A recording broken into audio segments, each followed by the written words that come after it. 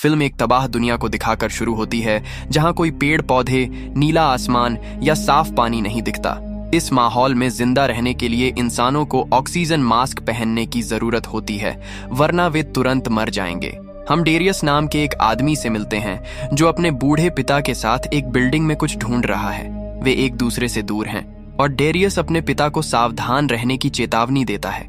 इसके तुरंत बाद फर्श गिर जाता है, जिससे उसके पिता गिर जाते हैं और उनका ऑक्सीजन मास्क निकल जाता है। जब डेरियस उनकी मदद करने आता है तो उसके पिता पहले ही गुजर चुके होते हैं। अपने पिता की मौत पर डेरियस बहुत रोता है और बाद में घर लौटता है, जो एक अंडरग्राउंड शेल्टर है। हमें पता चलता है कि डेरियस की पत्नी माया और उसकी बेटी जोरा भी वहीं रहती हैं और ये जानकर बहुत दुखी होती हैं कि डेरियस अब इस दुनिया में नहीं है। माया एक बायोलॉजिस्ट है और डेरियस एक इंजीनियर है। साथ मिलकर उन्होंने एक ऐसी मशीन बनाई जो हवा को फिल्टर करती है और ऑक्सीजन देती है। इस मशीन की बदौलत वे अब तक अंडरग्राउंड शेल्टर के अंदर जिंदा रहने और सांस लेने में कामयाब रहे हैं। उनके पास वहां रहने के लिए जरूरी सब कुछ है और अगर उन्हें किसी चीज की जरूरत होती है तो वे उसे लेने ऊपर चले जाते हैं। अब दुनिया में ज्यादा लोग नहीं हैं क्योंकि उनका रेडियो से किसी से कोई कांटेक्ट नहीं हुआ है। डेरियस अपनी पत्नी और बेटी को बताता है कि वह अगले दिन अपने पिता को दफनाएगा, लेकिन वह यह काम बिना किसी के साथ अकेले करेगा। उस रात उसे कंप्यूटर में एरर मिलते हैं। बाहर ऑक्सीजन का लेवल और भी गिर रहा है और मशीन उन तीनों को जिंदा रखने के लिए काफी ऑक्सीजन नहीं बना पा रही है। शायद डेरियस के पिता ने यह पहले ही देख लिया था। अगले दिन जाने से पहले डेरियस जोरा को जनरेटर पर नजर रखने, अपनी माँ का ख्याल रखने और कभी एक दूसरे से अलग न होने का हुक्म देता है। उसे एक किताब देने के बाद डेरियस चला जाता है। उसकी पत्नी और बेटी को लगा कि वह रात में वापस आएगा, लेकिन वह कभी वापस नहीं आया और उनमें से कोई भी उसे ढूंढने नहीं जाता, क्योंकि अगर वे उस जगह से चले गए तो शायद वापस ना आ पाएं। 6 महीने बीत जाते हैं और अब शेल्टर में सिर्फ जोरा और उसकी माँ ही रहती हैं। वे एक दूसरे का ख्याल रखते हैं और हर दिन मियाँ मिट्टी में बीज बोने की कोशिश करती है, इस उम्मीद में कि वे धरती को फिर से जिंदा कर सकें। लेकिन अभी तक कामयाबी के कोई निशान नहीं मिले हैं। जोरा को लगातार अपने पिता की याद आती है और वह अक्सर बेहतर महसूस करने के लिए उनसे कांटेक्ट करने या रेडियो पर बात करने का नाटक करती है। एक दिन जोरा अपनी माँ से कहती है कि वह अपने पिता को ढूंढने बाहर जाना चाहती है, लेकिन माया, जो पहले ही मना कर चुकी थी, उसे फिर से डांटती है, ये कहते हुए कि वे इस बारे में पहले ही बात कर चुके हैं और वे यह जगह नहीं छोड़ सकते। इससे जोरा निराश हो जाती है। अगले दिन जब माया और जोरा शेल्टर से निकलती हैं क्योंकि माया को बीज बोने की जरूरत होती है, तो वह जोरा से माफी मांगने जाती है। उनके बीच सब ठीक हो जाता है और वे शेल्टर में लौटने ही वाले होते हैं कि उन्हें 2 लोग आते हुए दिखते हैं। माया जल्दी से जोरा को छिपाने के लिए ले जाती है क्योंकि ऐसा लगता है कि इन लोगों को पता था कि वहां कोई रहता है, क्योंकि उनमें से एक औरत दरवाजा ढूंढना शुरू कर देती है। उसे वह मिल जाता है। यह एक मजबूत लोहे का दरवाजा है जिसमें अंदर जाने के लिए पासवर्ड की जरूरत होती है, इसलिए वे माया या जोरा की मदद के बिना अंदर नहीं जा सकते।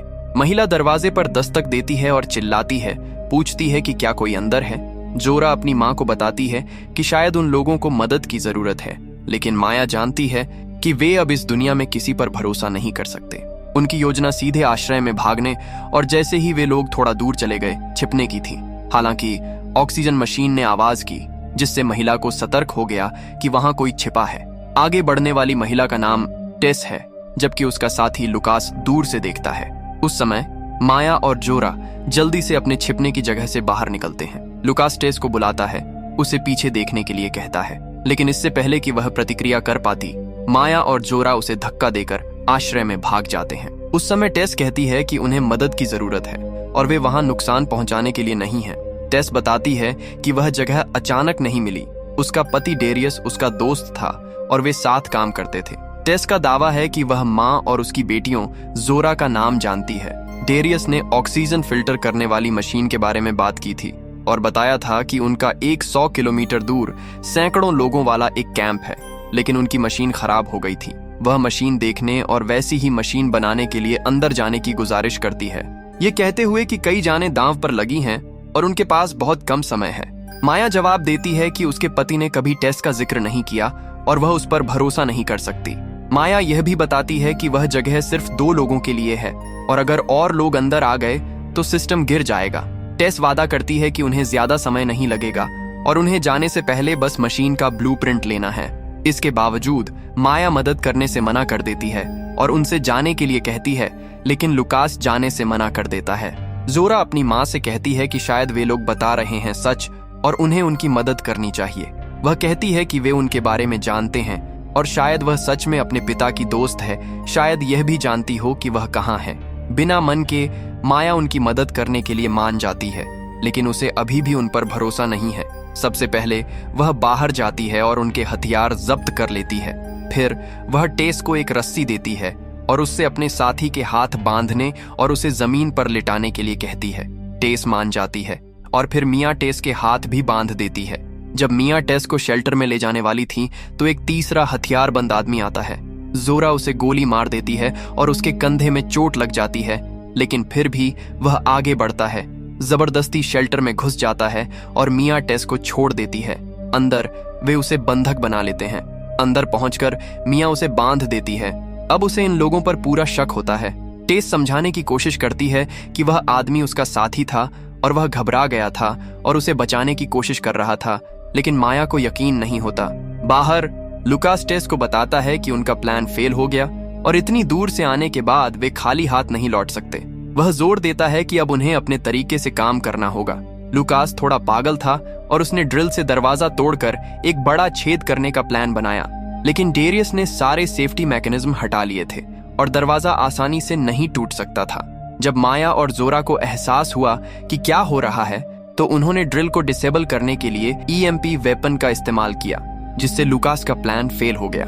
मिया ने उनके साथी को कैदी बना लिया था, जिसका नाम माइकल था। टेस ने इधर उधर देखना शुरू किया और एक बिल्डिंग की छत पर एक ट्यूब देखी जो शेल्टर में हवा सप्लाई करती थी। उन्हें माया को वहां से निकालना था क्योंकि वह अंदर जाने की चाबी थी। टेस ने लुकास से कहा कि वह मेन दरवाजे के सामने खड़ा हो जाए और माया के बाहर आते ही उसे पकड़ ले, लेकिन लुकास जो कुछ भी सोच सकता था उसने टेस के इंस्ट्रक्शन फॉलो नहीं किए, जिससे मिया को छत पर चढ़ने का मौका मिल गया, जहां उसने ट्यूब को फिर से खोल दिया। इसे दोबारा खोलने के बाद मिया ने टेस और लुकास पर गोली चलानी शुरू कर दी, लेकिन दोनों हमले में बच गए। टेस लुकास से बहुत गुस्से में थी क्योंकि उसकी गलती की वजह से वे लगभग मर ही गए थे। माया भी छत पर छिपी हुई थी। टेस ने लुकास को ढक दिया जिससे वह ऊपर चढ़ सका। जैसे ही वह वहां पहुंचा, उसने माया पर हमला किया और उसे पकड़ लिया। टेस और लुकास मिया को दरवाजे तक ले गए और उसे दरवाजा खोलने की धमकी दी, लेकिन एक दिक्कत थी। दरवाजा सिर्फ पासवर्ड से नहीं खुल सकता था, इसे सिर्फ अंदर से या चाबी से ही खोला जा सकता था। जब मिया शेल्टर से बाहर निकली तो उसे भरोसा था कि इन डरावने लोगों से निपटने के बाद वह जोरा को दरवाजा खोलने का इशारा करेगी। हालांकि जब माया बाहर आई तो माइकल ने खुद को आजाद कर लिया था। जोरा पर हमला किया और उसे बांध दिया। हालांकि ज्यादा खून बहने की वजह से कुछ ही देर में उसकी मौत हो गई। बाहर टेस और लुकास ने जोरा को धमकाते हुए कहा कि अगर उसने दरवाजा नहीं खोला तो वे उसकी मां को मार डालेंगे। जोरा अपनी सिचुएशन के बारे में बात नहीं कर सकी क्योंकि माइक्रोफोन बहुत दूर था और वह बंधी हुई थी, लेकिन किसी तरह वह खुद को पास खींच कर ले आई और टेस और लुकास को बताया कि माइकल शायद मर चुका है और उसे बांध दिया गया है, इसलिए वह दरवाजा नहीं खोल पाएगी। ये सुनकर टेस और लुकास बहुत गुस्सा हुए। टेस ने मिया से कहा कि एक बार उसका बच्चा अंदर फंस गया तो वह उसे बचाने के लिए कुछ भी करेगी, इसलिए उसने मिया से पूछा कि वह दरवाजा कैसे खोलेगी। माया ने कहा कि एक तरीका है, लेकिन उन्हें काफी दूर जाना होगा। उसने बताया कि 6 महीने पहले जब डेरियस यह कहकर गया था कि वह अपने पिता को दफनाने जा रहा है तो वह कभी वापस नहीं आया। इसके बजाय उसे एक लेटर मिला जिसमें लिखा था कि उसने उन्हें बचाने के लिए खुद को कुर्बान कर दिया। माया जानती थी कि उसकी बॉडी कहाँ है और चाबी उसके पास है। टेस ने लुकास से कहा कि वह जोरा पर नजर रखे, जबकि वह और मिया अपने साथ एक्स्ट्रा ऑक्सीजन लेकर एक एक्सपीडिशन पर जाएं। माया के पास एक गाड़ी थी और रास्ते में उसने टेस के साथ अपनी सिचुएशन शेयर की। उसने बताया कि कुछ महीनों में उनकी मशीन 2 के बजाय सिर्फ 1 आदमी को जिंदा रख पाएगी। उनके पास अभी भी कुछ समय था, इसलिए वे इसे ठीक करने की कोशिश कर रहे थे। मिया ने तब तक जोरा से ये सारी जानकारी छिपा कर रखी थी। रात में टेस और मिया एक ऐसी जगह पहुंचते हैं जहां माया को अपने पति की बॉडी मिलती है।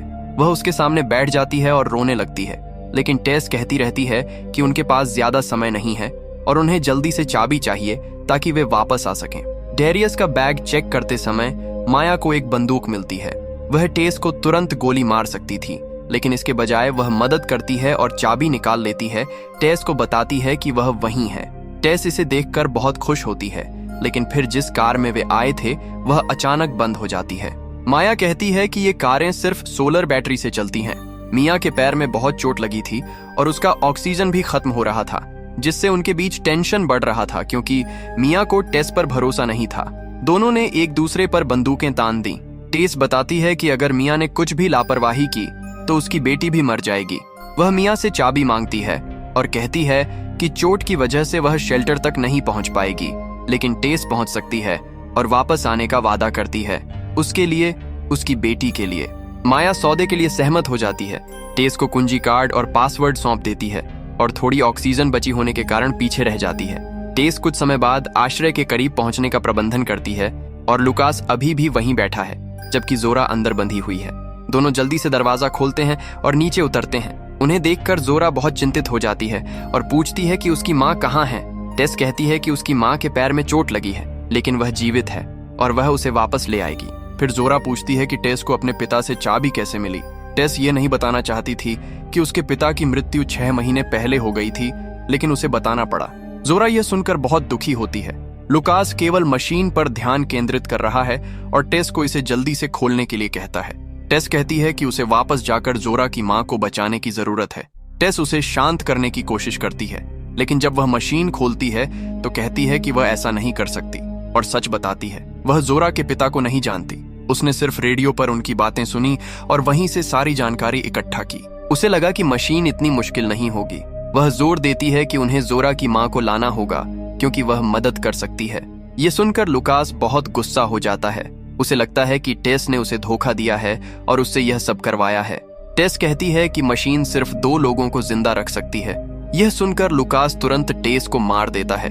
यह देखकर जोरा बहुत डर जाती है क्योंकि वह अब इस पागल के साथ फंस गई है और लुकास उसे मार सकता है जैसे ही वह उस जगह को चलाना सीख जाएगा, क्योंकि वह सिर्फ उसी कॉलोनी में रहना चाहता था जिसका जिक्र टेस ने किया था। वह है या नहीं, यह एक राज बना हुआ है। अगले दिन लुकास शेल्टर से माइकल और टेस की लाशें हटाता है और इस बीच माया अभी भी जिंदा है। कार सोलर एनर्जी से चलती थी, इसलिए वह जल्दी से कार में बैठकर घर लौट जाती है। सबसे पहले वह एयर फिल्ट्रेशन ट्यूब को सील कर देती है। जैसे ही नीचे सिस्टम में कोई खराबी आती है, लुकास घबरा जाता है क्योंकि उसे नहीं पता कि क्या हो रहा है और वह खराबी को ठीक नहीं कर सकता। वह जोरा से पूछता है कि क्या हो रहा है और वह कहती है कि सोलर पैनल में अक्सर खराबी आ जाती है, लेकिन उसे ठीक किया जा सकता है। लुकास उसे बाहर जाने के लिए कहता है जहां जोरा को उसकी माँ मिलती है और अब दोनों को सिस्टम ठीक करने के बाद अपनी जगह वापस पाने की जरूरत है। जब जोरा वापस जाने की कोशिश करती है तो लुकास उसे अंदर नहीं आने देता, इसलिए माँ और बेटी फिर से फिल्ट्रेशन बंद कर देती हैं। जैसे ही लुकास जाता है, माया तुरंत उसे गोली मार देती है, जिससे वह मरता नहीं है लेकिन घायल हो जाता है। दोनों दरवाजे की तरफ भागते हैं, लेकिन लुकास भी हथियार बंद दिखाई देता है। सिस्टम पूरी तरह से डाउन था और माया उसे चेतावनी देती है कि अगर वह गोली चलाएगा तो आग लग जाएगी क्योंकि हवा में गैस थी। उसे विश्वास नहीं होता और वह गोली चला देता है, जिससे उसकी मौत हो जाती है। ये जगह अब रहने लायक नहीं है क्योंकि सब कुछ नष्ट हो गया है। आखिरी उम्मीद कॉलोनी टेस्ट था जिसके बारे में बताया गया था, इसलिए बची हुई ऑक्सीजन के साथ वे लगभग 100% रास्ता तय करते हैं और एक सबवे लाइन तक पहुंचते हैं। बाद में वे बेहोश हो जाते हैं, लेकिन जब वे जागते हैं तो पाते हैं कि उन्हें बचा लिया गया है। कुछ इंसान अभी भी जिंदा हैं। असल में कॉलोनी मौजूद थी और कुछ दिनों बाद माया और जोरा ने मिलकर उन मशीनों को फिर से बनाया जो उनके पास पहले थीं। अंकुर उगने लगे, जिससे उन्हें पृथ्वी को फिर से जिंदा करने की उम्मीद मिली। हालांकि यह जल्दी नहीं हो सकता, फिर भी माया और जोरा एक अच्छे भविष्य की उम्मीद दिखाती हैं। तो दोस्तों, ये थी इस फिल्म की कहानी। अगर आपको ये वीडियो अच्छा लगा है तो इसे लाइक करें और चैनल को सब्सक्राइब करना ना भूलें।